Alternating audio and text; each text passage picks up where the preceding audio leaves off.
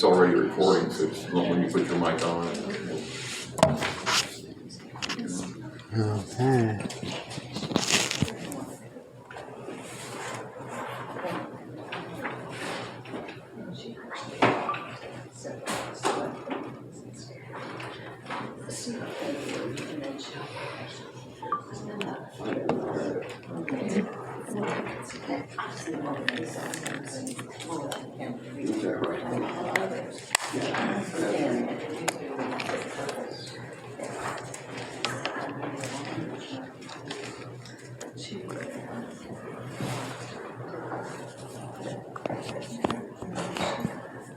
I was thinking about trying this mic. Is that too loud?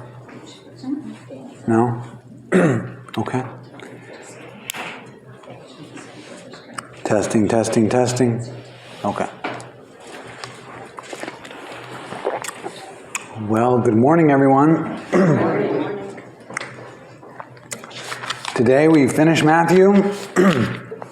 So it's about the resurrection and the Great Commission, as you can see. And almost all of Matthew's themes come together in this final chapter. I'm trying to get everyone to think in terms of themes when you read the Bible instead of in terms of a moral lesson, because a lot of times we grow up with an idea that you read a story in the Bible and then you think, okay, now what's the moral lesson here? Anybody had Sunday school lessons that ran along those lines? Right?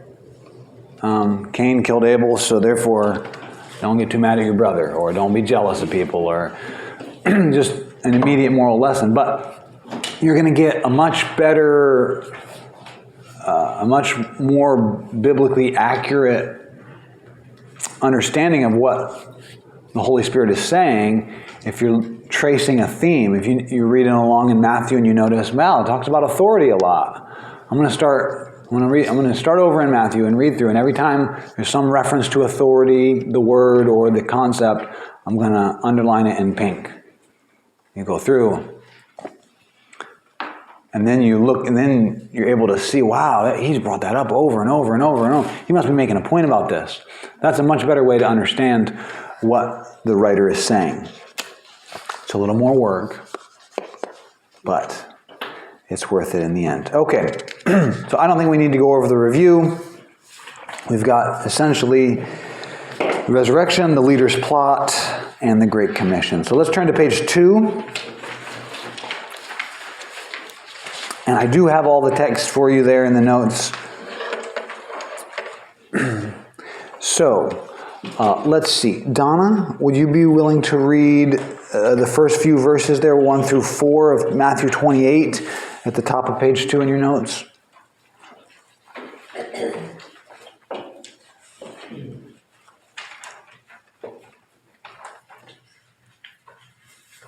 Donna, could you read that for us? You said Don, I'm sorry. No, I didn't. Matthew 2? Matthew 28? Yeah, it's at the top of page 2. Sorry, I'm just getting my glasses out. That's okay. It's in the notes if you'd rather. Okay, I can do that.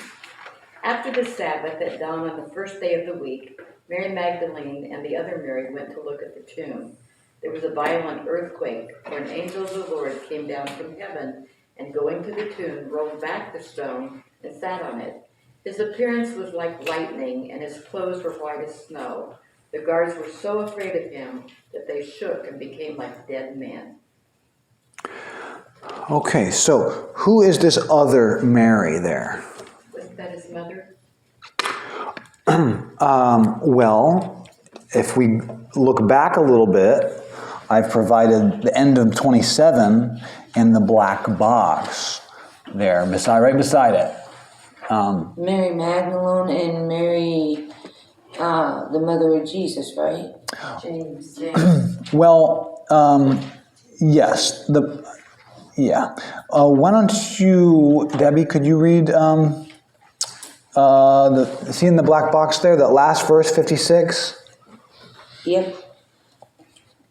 Among them were Mary Magdalene, Mary the mother of James and Joseph, and the mother of Zebedee's son. Okay. So when he says the other Mary, he means the other one that I just referred to, like a few sentences ago. So yeah, the major theory is that James and Joseph are Jesus' brothers. And so this is his mother. But there's some other ideas. Okay. Question? Yes. And the mother of Zebedee's sons. So why would that be Jesus' mother? No. And There's there was the mother there's of... 3 women there. Yes. Yes. So, and when you compare the different gospels, the different accounts, there's a lot of different ways to. Some of the gospels, instead of saying who they're the mother of, says their names. So there's a lot of speculation of who's who. But notice in the black box also, back in 27, it mentions the centurion. And when they saw the earthquake, and the guards, when they saw the earthquake and all that had happened, they were terrified and exclaimed, "Surely he was the Son of God." So that has just happened. Right. So just keep that in your mind as we go through this. All right, question number 2.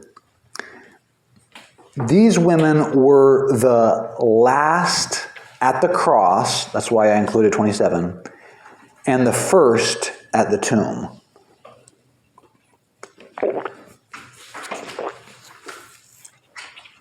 That's very intentional by Matthew. They did that on purpose? Matthew, when he recorded this, yes, recorded it that way on purpose. There's tons of details Matthew leaves out. So all the details that he includes, he has a reason. He's not just writing down everything he can remember.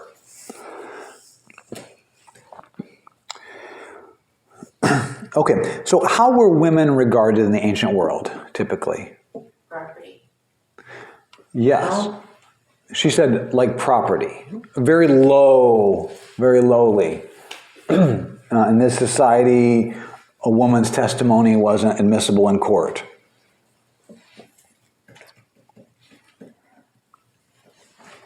So they didn't have a high view of a woman's ability to accurately recount what she had seen.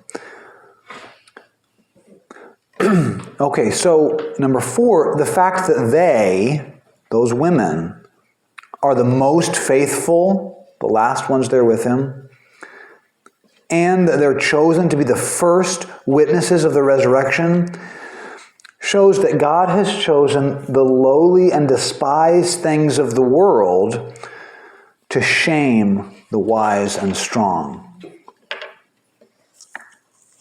Obviously, Paul makes that explicit in 2 Corinthians. You might be familiar with that.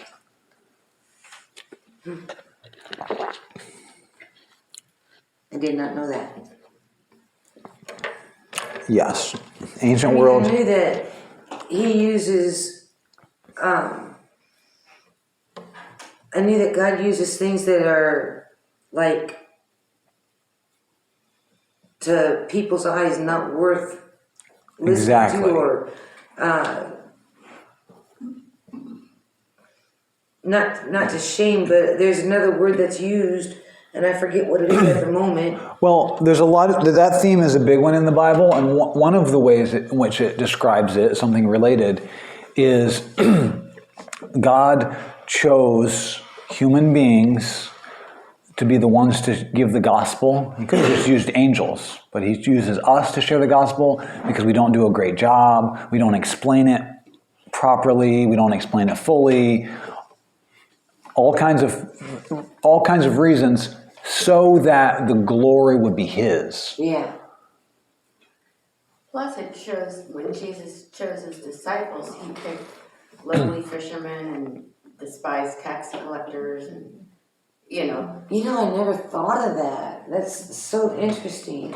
I think it just boils down that Christ chose you and I because it was the everyday common folk making daily mistakes that Christ relied upon and who eventually came to rely on Christ.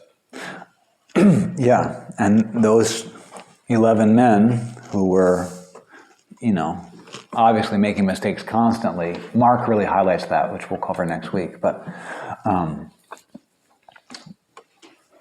they changed the world. Kind of goes in line with the pastor's service yesterday. Kind of. Yeah. Okay, so let's, next question is 4b. It goes along with the same concept. In keeping with that theme, note that the prestigious religious leaders used the phrase Son of God to mock Jesus, while the despised pagans, the Roman soldiers, used the phrase Son of God to praise him. Even though they probably may not have fully understood what that meant. They knew Jesus was something supernatural. So what does a Roman soldier mean when he says Son of God? Is he thinking of someone like Hercules?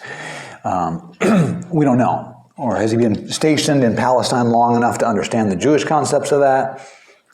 We don't know. But regardless, he understands this was not an ordinary person dying here. Wasn't it the Roman soldiers that wanted him to be dead, wanted him on the cross? It wasn't. It was the Jewish leaders who didn't want him, and the Roman governor tried to get him freed because he knew he was innocent, but the Jews kept insisting, no, crucify him, crucify him. The Jews were not allowed to crucify anyone. Okay. Just like you wouldn't be allowed to execute someone. Right, okay. Right? So finally the governor said, okay, we'll crucify him, and so he got his soldiers to do it. Now, they were especially cruel, and they were trained to be ruthless, so for most of them, it probably wasn't, a big problem that they had to do it. But okay, let's look at 5 through 7 there in your notes. Bev, could you read those verses? The angel said to the women, "Do not be afraid, for I know that you are looking for Jesus who was crucified. He is not here, he is risen, just as he said. Come and see the place where he lay. Then go quickly and tell his disciples, he is risen from the dead and is going ahead of you into Galilee. There you will see him. Now I have told you."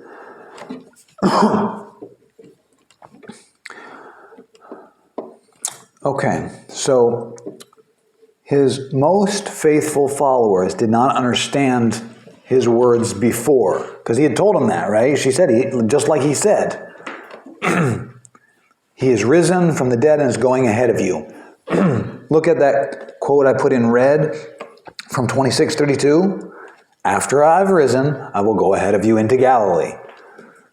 He had said it very clearly, but they didn't understand it. But they're now beginning to believe him more fully.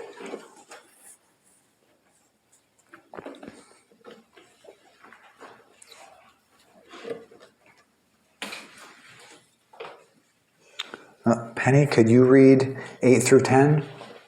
Yes. So the women hurried away from the tomb, afraid yet filled with joy, and ran to tell his disciples. Suddenly Jesus met them. "Greetings," he said. They came to him, clasped his feet, and worshipped him. Then Jesus said to them, "Do not be afraid. Go and tell my brothers to go to Galilee. There they will see me." Okay, so a couple things to note here. I mean, there's lots of things, but the things I'd like to bring out. Number 5, joy and fear are not totally incompatible.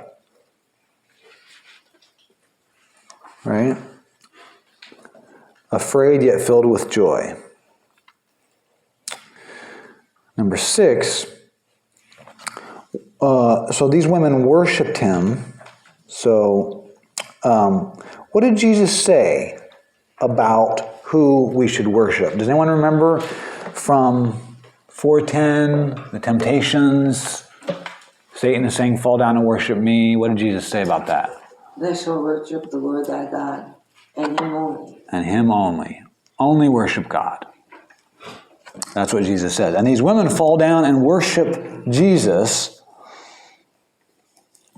Now, that brings us to number 7. These women are the first to worship the resurrected Jesus.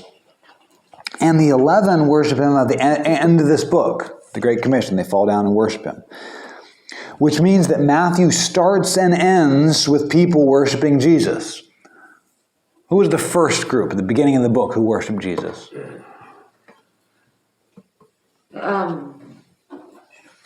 Anybody remember? Someone that was healed. No, when he was just a baby. Oh, the king, the 3 wise men. Yeah, the Magi from the east, that's right. So it starts with that group coming to worship him, and it ends with his followers worshiping him. Now, does Jesus accept their worship? This would be important. Can someone look up Acts 14, 11 through 18? Someone else Revelation 19:10, and someone else Acts 12, 21 through 23. Acts 14 what? 11 through 18.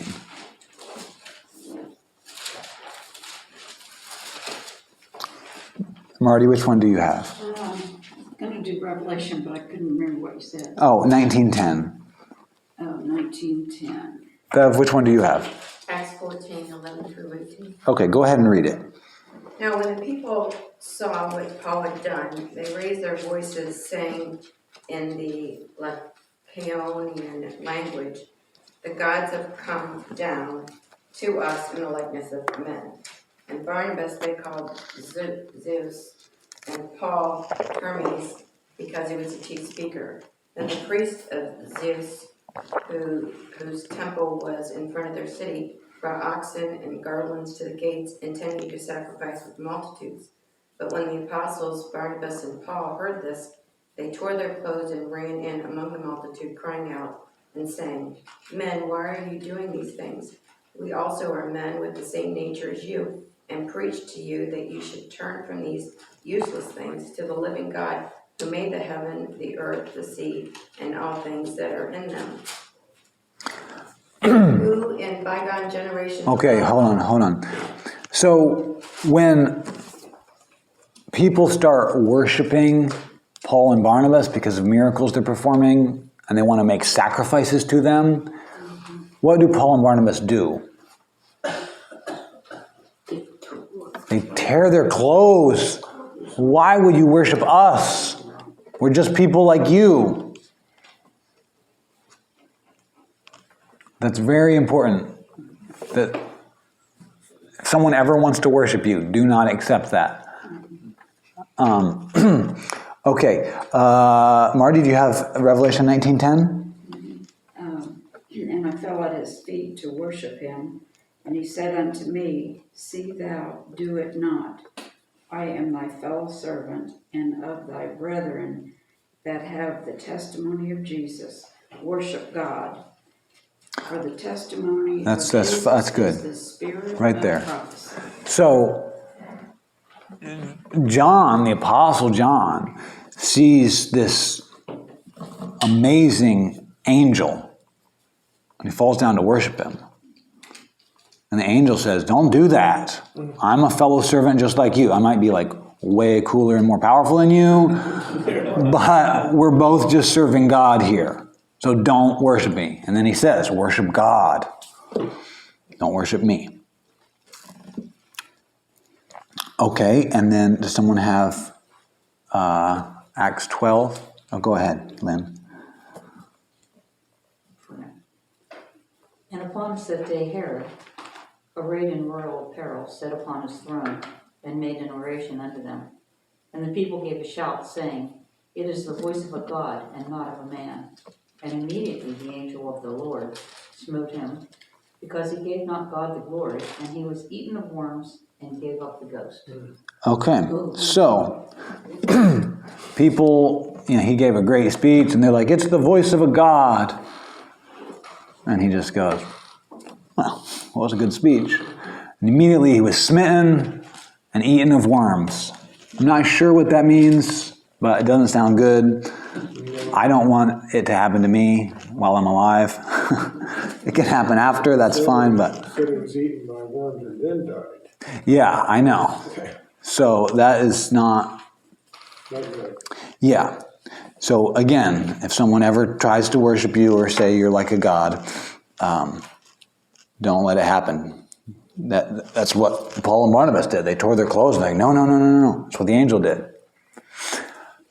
Okay, so the type of person who just accepts worship is the type of person that God strikes dead. Okay, so now when the women worship Jesus, and when the disciples worship him, what does he say? Whoa, no, don't do that. No, he receives their worship. This is especially important if you're speaking with Jehovah's Witnesses, because they're going to say, Jesus was the Messiah, but he wasn't God. And if you never talked to them before, they're going to have arguments that you've never heard, and you're not going to know what to say. I had one say to me, because I brought up Thomas after he sees him, says, "My Lord and my God." And he said, no, he's calling Jesus Lord. He's saying, "My Lord and my God." Talking to two different people there. Well, I didn't know what to say to that. But clearly, Matthew, as we're going through, is presenting Jesus' deity through this whole book. He is God. Okay, why doesn't Matthew include any of the other Jerusalem appearances? The other Gospels have Jesus staying in Jerusalem for over a week, appearing to different people, in the locked room, and then a week later, Thomas is there that time. All that's happening in Jerusalem. This goes straight from he's resurrected, he sees the women there, right there, by the tomb, and says, "Tell my disciples I'm going to meet them in Galilee." Is this a contradiction between Matthew and the other Gospels? Think back to lesson 1. No, it's not. Matthew is not interested in those other appearances for the purposes of what he's doing. Matthew wants to go straight to his appearance in Galilee to the disciples. I think John answered that question in his gospel when he said that if he wrote everything that he saw, you wouldn't have a book thick enough to Right. read it. So Right. everyone recorded what they wanted. Yes, exactly. They recorded what they wanted for their reasons. Okay, so Matthew wants to go straight to the Galilean appearance with the Great Commission. Why? Well, because it supports two of his major themes, and they're listed there below in number 9. Theme number 1 is that Galilee is despised, Galilee of the Gentiles. So the Messiah emerges from this despised area and shows his glory in that. Most of his ministry was up in Galilee. He shows his glory in that despised area because the kingdom belongs to the poor in spirit.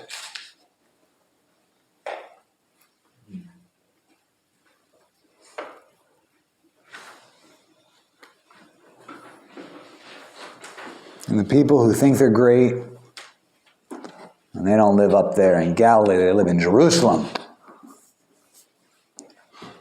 People who think they're great do not get the kingdom.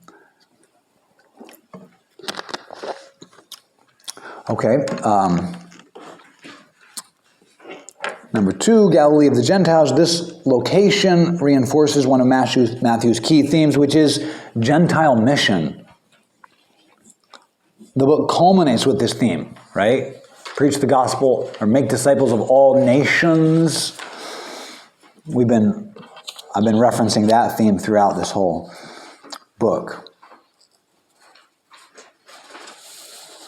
So there were Jews who lived in Galilee, but it was dominated by Gentiles. Okay, page 3. Any questions so far? Okay. Now it's going to get good. Let's see. Monica, would you read 11 through 15?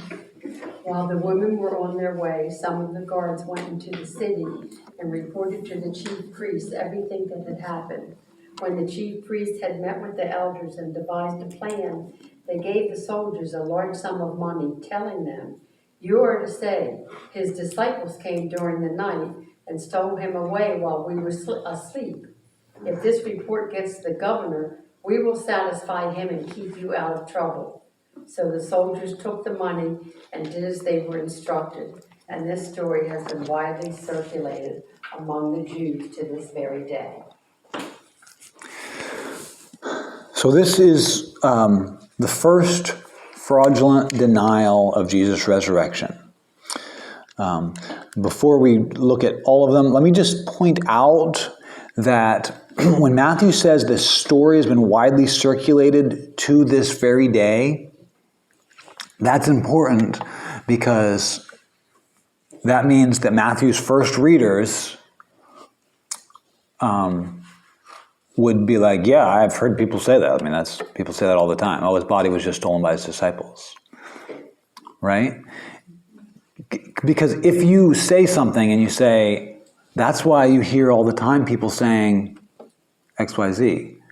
And but if people have never heard that, they're like, what are you talking about? Am I right? So that gives us a clue that was, at the time Matthew wrote this, that was a widely circulated, reported story. And that's why historians today, the debate between secular historians and Christian historians is not whether or not his tomb was empty. The question is, why was it empty? Well, the interesting thing is, how can you tell if the soldiers stole the body away when you were sleeping? Right. There's a lot of holes in the story. But let's look at it. There are 5... Okay, so that was the first fraudulent denial, and there have been others over the centuries. So there's 5 popular ones.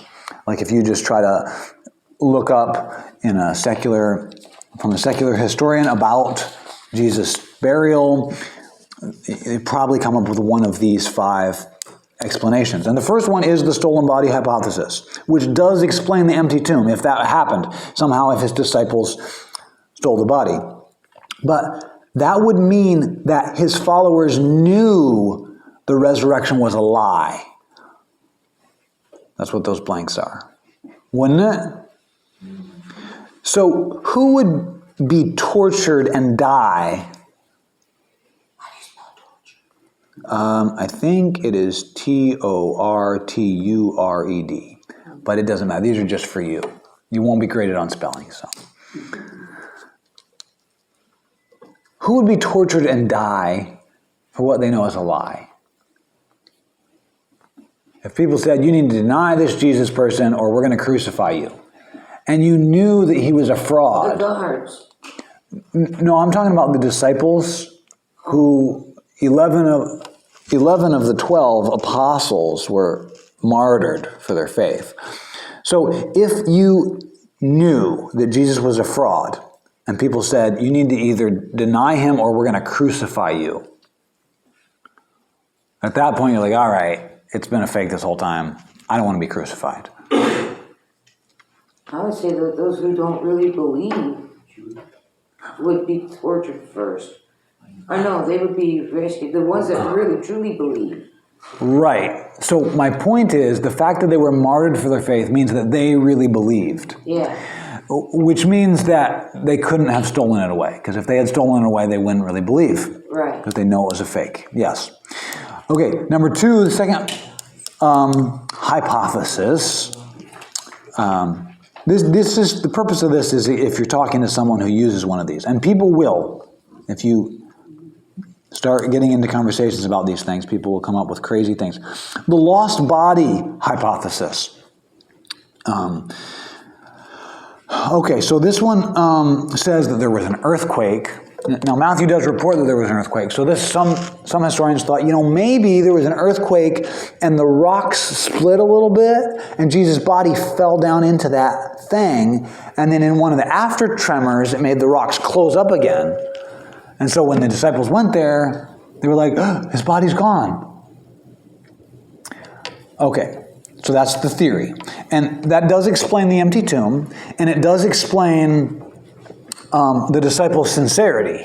Because in that scenario, they really did believe that he had raised from the dead. But it's pretty ridiculous. If you just think about that for a while, it seems very far-fetched. But B, it does not explain the resurrection appearances. And the appearances are especially important because they show us just how hard it would be to convince people, especially first century Jews, of Jesus' deity. If there's one people group on earth who would not worship a human being, it was first century Jews. So think about Thomas, who had followed Jesus his whole life and knew that he was the Messiah and was convinced and was ready to, thought he was ready to lay down his life for Jesus. He said he was. He ended up not in the moment. And him saying, unless I put my fingers into his nail marks and my hand into his side, I will not believe. Okay, think of even in what we're coming to in this book, Matthew. They fall down, they see the raised Jesus, they fall down and worship him, and Matthew says, but some doubted.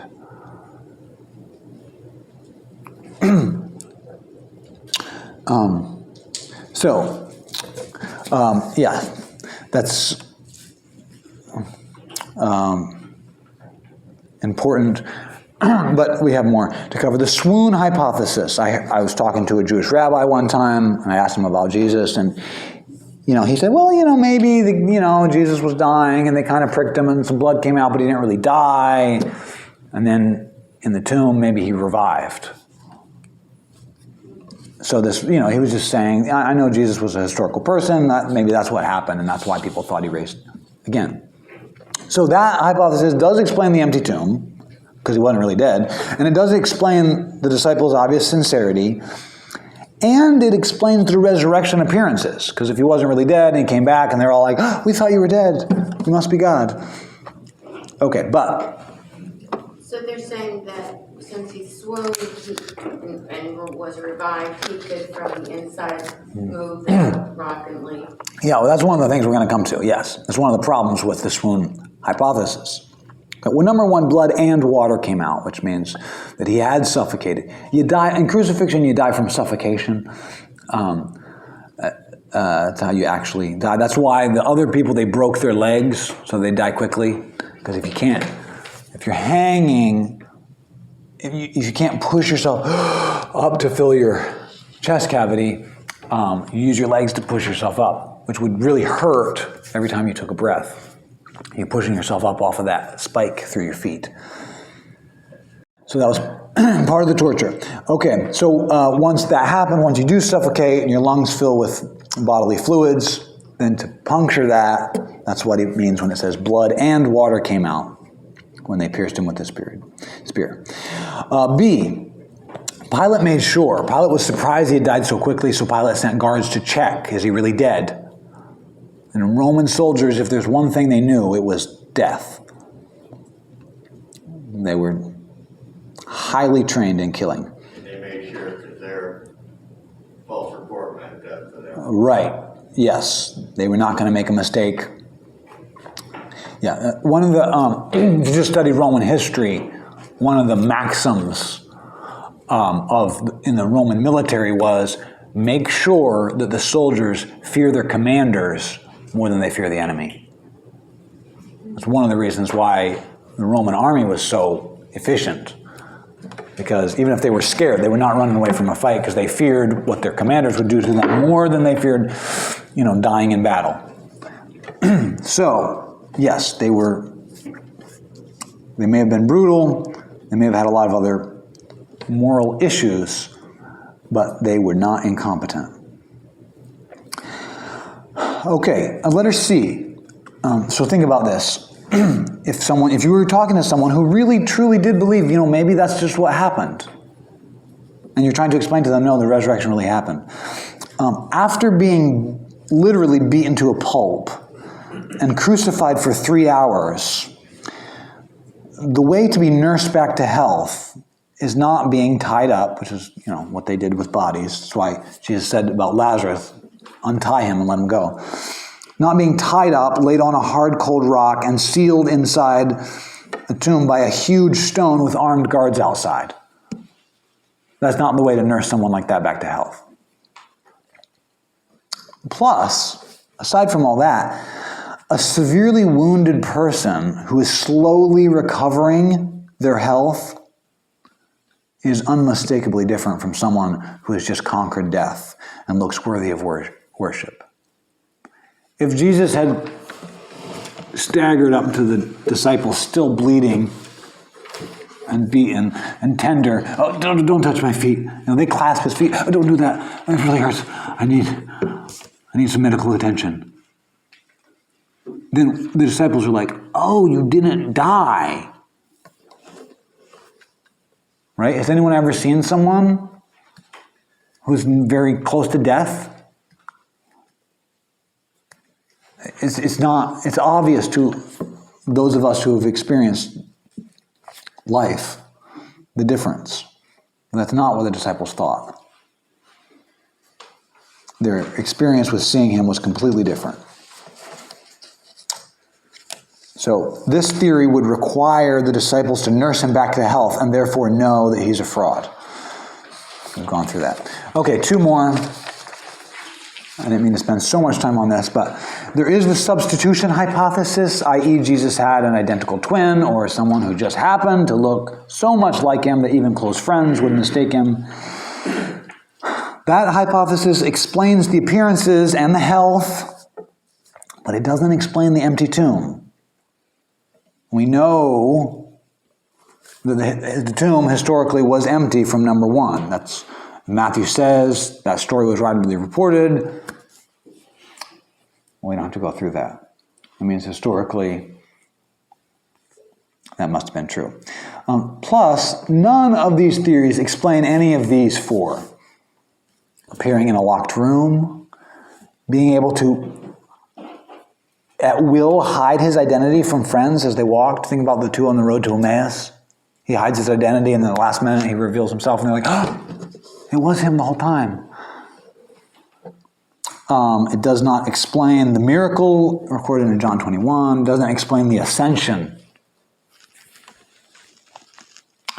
Okay, the last hypothesis is the visionary hypothesis. So maybe, that's what some people say, maybe they just had some sort of vision of a resurrected Jesus. Okay, that explains everything. Jesus, in that vision, if somebody just has some kind of hallucination or something, maybe Jesus was very glorious and worthy of worship in that vision. Well, that explains everything except the empty tomb and like the Thomas story. Who's like, I'm not going to believe unless I can touch him and touch the wounds. It doesn't explain the eating of the broiled fish story. So when Jesus appears in that room, they're all like, it's some sort of weird spirit, ghost, something. He's like, no, it's me. Look, give me a piece of food. I'll show you. And he eats a piece of food. And then, so the point is that seeing that convinces them, oh, this is really him. He has a real body. This is not a hallucination. This is not a ghost. This is nothing like that. And the fact that he appeared to groups. Almost every time he appears to a group. Okay? So if there's some kind of existential vision or hallucination, it happens to one person. Yeah, 500 people don't hallucinate over the same thing at the same time. Right. When Jesus eats, does that imply that evil spirits don't? Yeah, it does. Yes. Something incorporeal, like something that doesn't actually have a body, it doesn't have substance to it, can't take matter into it. Like, what would happen to that matter? It's just like, you see what I'm saying? Yeah. Yeah.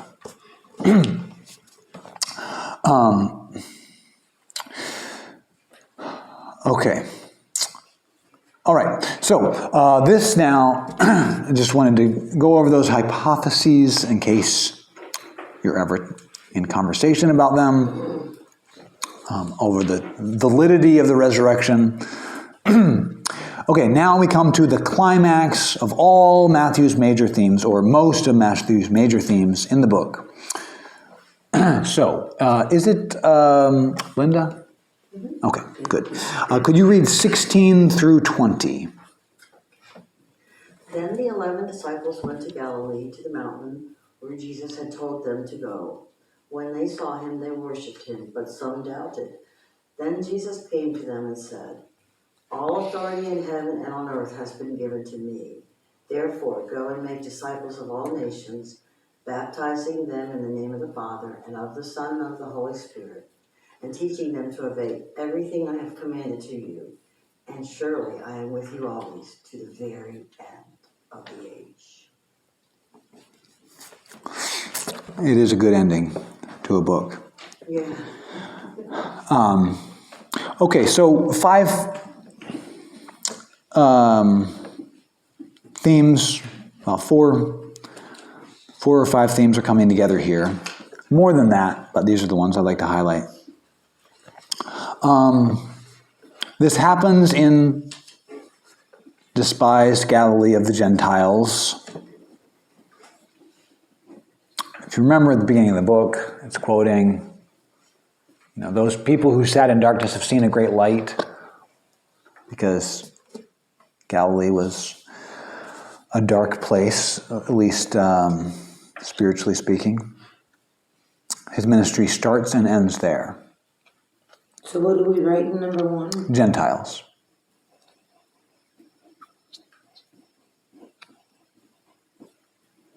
His ministry starts and ends there.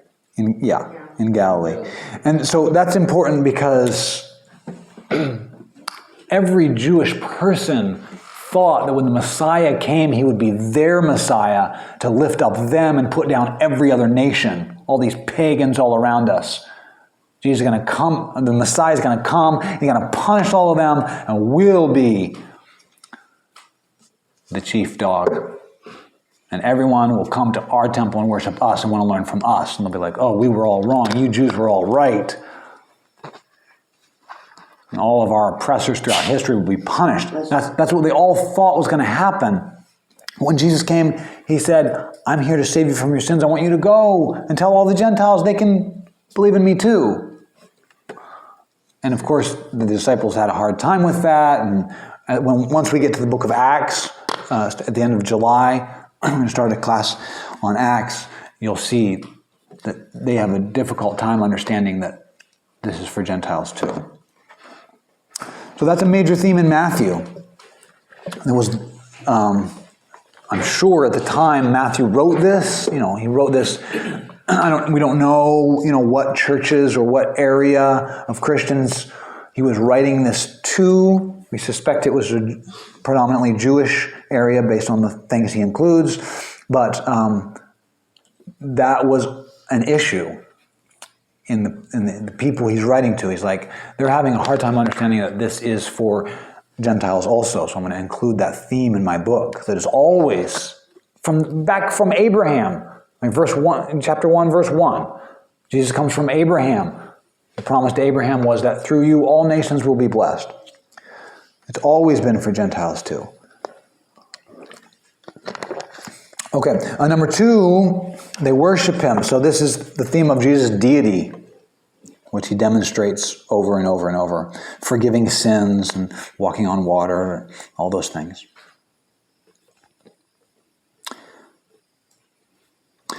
Number 3, the theme of doubt and faith.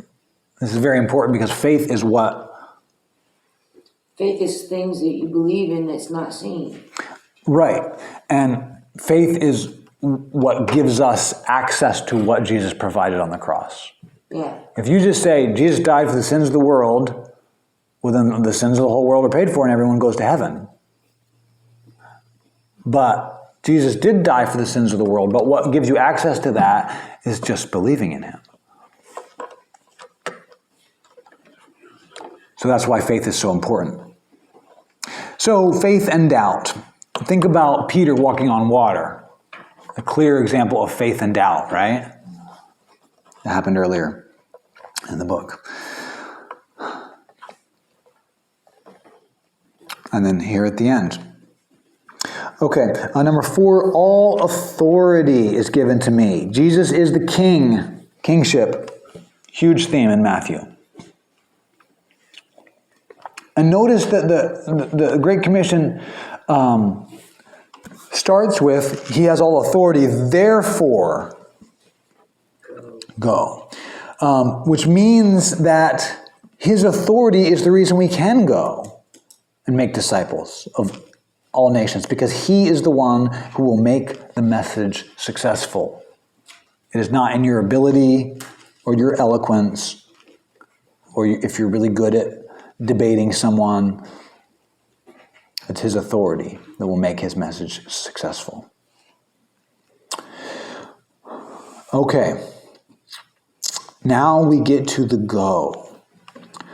Does it mean as you are going? Raise your hand if you heard in a sermon or some lesson that what it means is as you are going.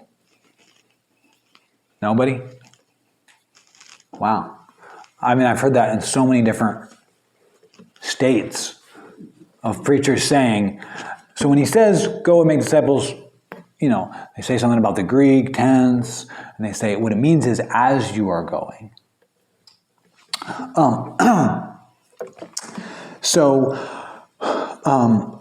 This is unfortunately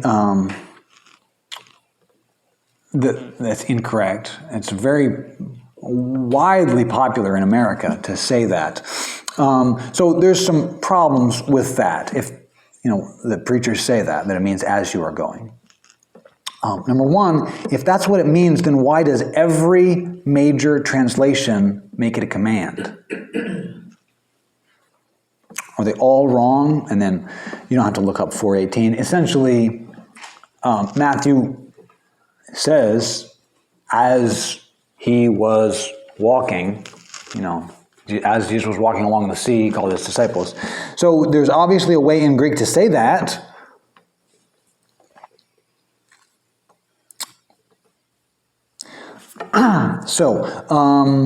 Now here's why. It is a participle, like a going. It's translated go and make disciples. But think of it like this, right? Going, and then the command here in the sentence is make disciples of all nations. Baptizing them, teaching them. So you have 4 phrases, 3 are participles, 1 is a command. You see that in the red box? Okay, but we can do the same thing in English, right? If someone, if the president or somebody important said to you, checking every store, buy me the best watermelon, inspecting it thoroughly, and carrying it home carefully. And if you just go to Walmart and buy the best watermelon from Walmart and bring it home, and they say, so this is the best watermelon in every store. And you say, yes, I obeyed your command. I mean, not every store. Well, then you didn't. Because I put that participle at the beginning of the command, which is part of the command. I'm sorry, that's a crazy illustration, but you see what I'm saying, right? Okay, so why is that such a popular teaching among American pastors? Well, number one, we like to get the inside scoop. Like, I know that's what it says, but let me tell you something. I studied Greek, and this is what it really means. There's always we have these itching ears to get like a new angle on something. It strokes our egos to feel like we understand the text better than someone else. And number two, it is true, It should be as we're going. If you happen to be going to Walmart and you meet someone and they start talking, you can make a disciple of that person. So it is true that you should do it as you're going, but that's not what he said here. What he said was go.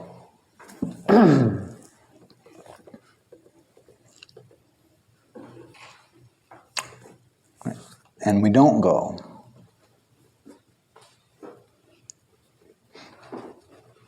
When was the last time you went somewhere specifically to make disciples?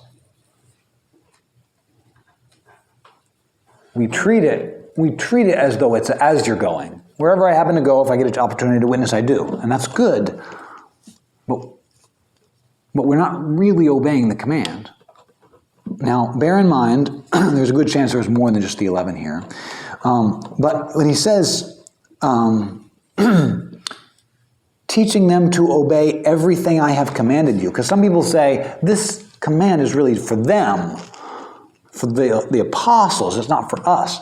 But if he says, teaching them to obey everything I have commanded you, this is a command. That means every command, including this one that I'm giving you right now. You should teach your disciples to obey that, and those disciples should teach their disciples, all the way down to us today. Are you a disciple even if you don't know everything? Yes, you are. Jesus' disciples clearly did not know everything. I mean, yeah. We'll get to that more next week. Mark really highlights the disciples' buffoonery for very important reasons. But yes, you are a disciple of Jesus, and you also need to be a disciple of a Christian who is more spiritually mature than you. Okay, what does that mean? That means that you need to find someone who has grown and bore fruit spiritually more than you, and ask them to disciple you. And I mean, there's lots of different ways to do it, but a common way is to meet once a week and, to talk and for them to train you and how to grow spiritually. Oh, I wonder if that's who the pastor introduced me to Sunday. I don't know. They said, take them under your wings. They used to telling this lady, I forget her name, to take me and Tammy under her wings.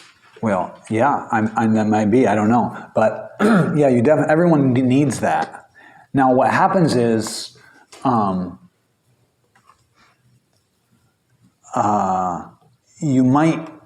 sometimes what happens is you reach a point where that person, because they're here and you're growing and they're teaching you, and if they're not growing also, eventually they can't teach you anymore, and you have to find someone else. Now, what it's supposed to be is they continue growing until they die. Right. And then they can always be your discipler. But sadly, some people, they think, I'm pretty good now. I can stop here. I've done enough for God, I can be done. I don't think anybody could get to that point. I know. They shouldn't. But some people think they have, yes.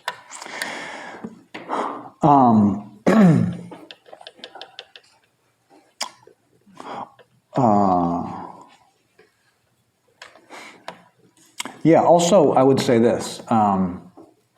For all of us, sometimes it takes a certain amount of humility to ask someone, will you disciple me?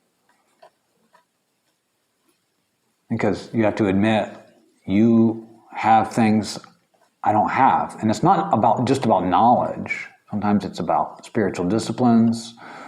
If you are an angry person, you might need to be discipled by someone who knows far less than you about the Bible, but they have love, peace, gentleness, meekness. They have spiritual poverty.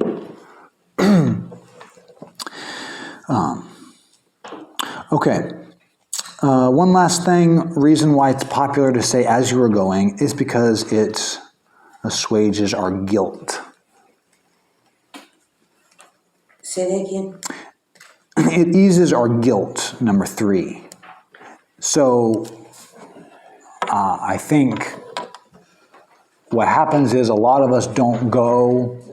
We just think, well, you know, if I bump into someone, I'll take that opportunity, but I'm not certainly going to make a special trip just to try to witness to someone. Jacob? Yes. What was the blank for number 2? Jesus said. Jesus said. It is true that you should do it as you're going, but it's not what he said. The command is to go. And sadly, we don't go. So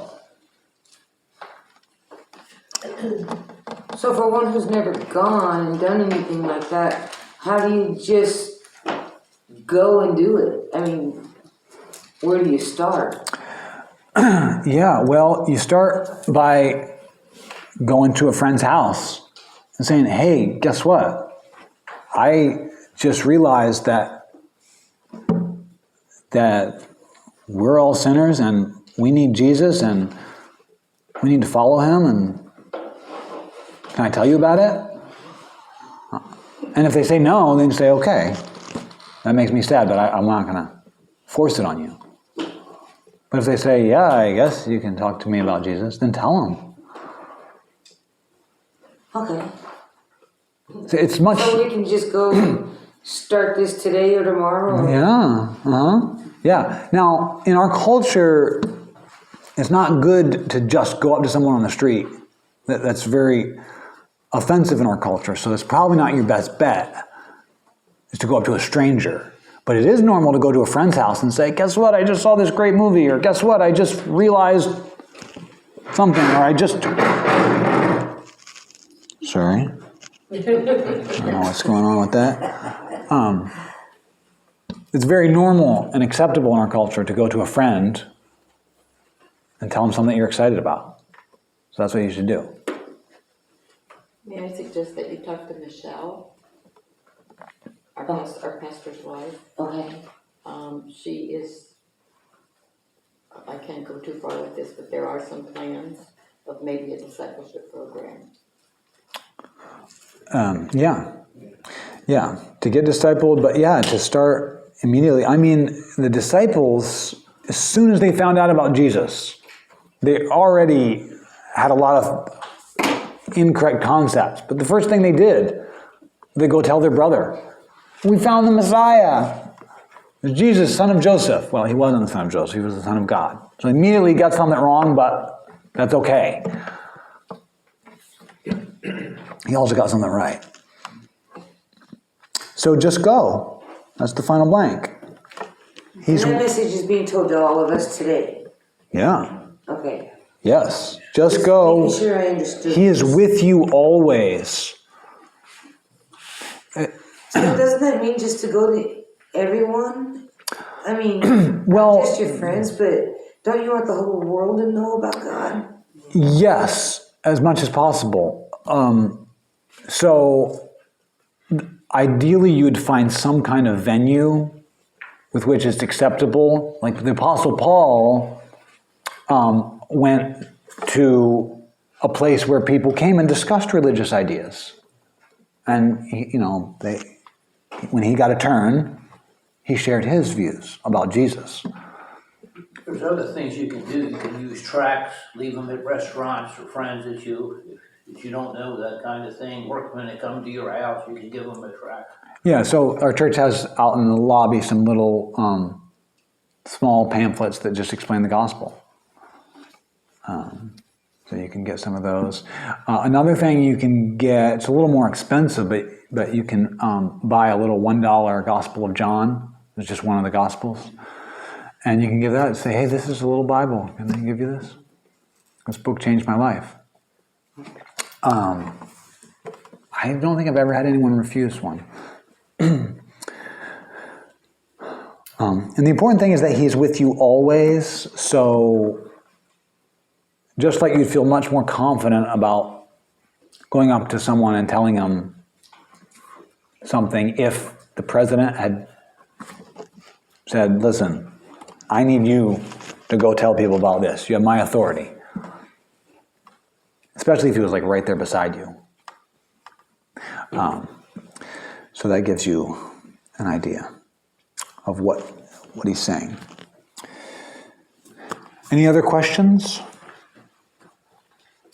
Okay, then for next week, please read Mark 8 through 10. 8 through 10. Yeah, Mark chapters 8, 9, and 10. That's what we're going to cover next week. And I'm going to just highlight some... Chapters 8, 9, and 10? of Mark. Yeah, we're going to just highlight some key differences between Matthew and Mark. There's a lot of similarities in their accounts, but there's some significant differences there that I think will help give you a big picture. We've got a great picture of Matthew in our minds. This will help give you a big picture of Mark's overall structure, because that's the middle of his gospel, and it's the hinge point, and it helps you see the whole structure of Mark in those chapters. Okay, well then let's close in prayer.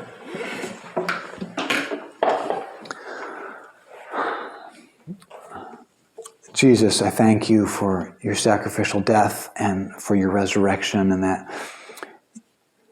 that through your resurrection you promise that those of us who are united to you will be resurrected also. I thank you for that hope, that promise. Jesus, thank you for bearing our sins and taking care of all of them and taking all of our guilt and all of our punishment. Thank you that you love us who are so undeserving of your love. In your precious name we pray. Amen. Amen.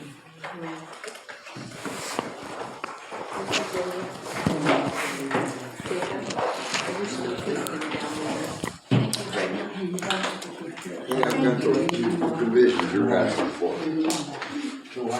In Acts. You're asking me to say which one you Oh, you have them? Yeah. On the first week, I'm going to go on Acts chapter 6. We're really going to go through 12:24. And then the next week, I'm going to go back to Acts 11:19.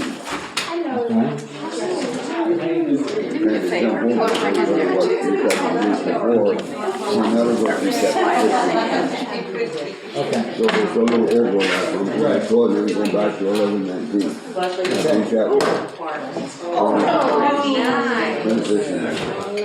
Oh, I'm so sorry. I don't know where. Yeah, my sister went. Oh, I missed 3 weeks because I was in California for 2 of them. If I could get a copy of those last 3 weeks' notes, it's different my notebook. Okay, can I email to you? I've never seen that. I'm not in. But you had some already filled out. I can't wait to see. I can see the pictures of the water line, where it was, where it is. No big hurry on it. It's really going to be. Actually, the entire trip are places I have never been or ever seen. Many have. Some every month.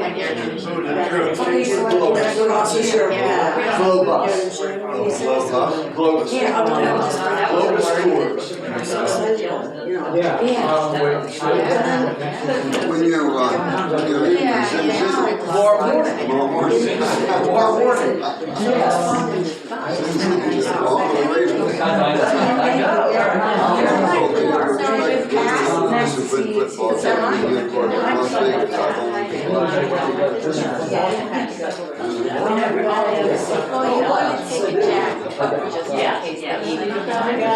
Okay, what I'll get back, I'm looking forward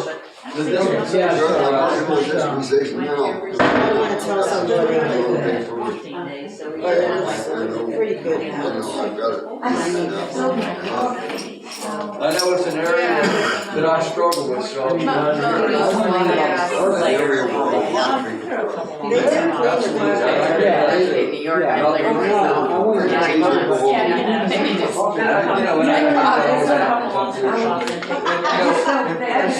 I mean, you can break this down. You can wear them. If you wanted to, every little thing. Oh, yeah, it's so exciting. Well, be safe, bye. Then you let me know.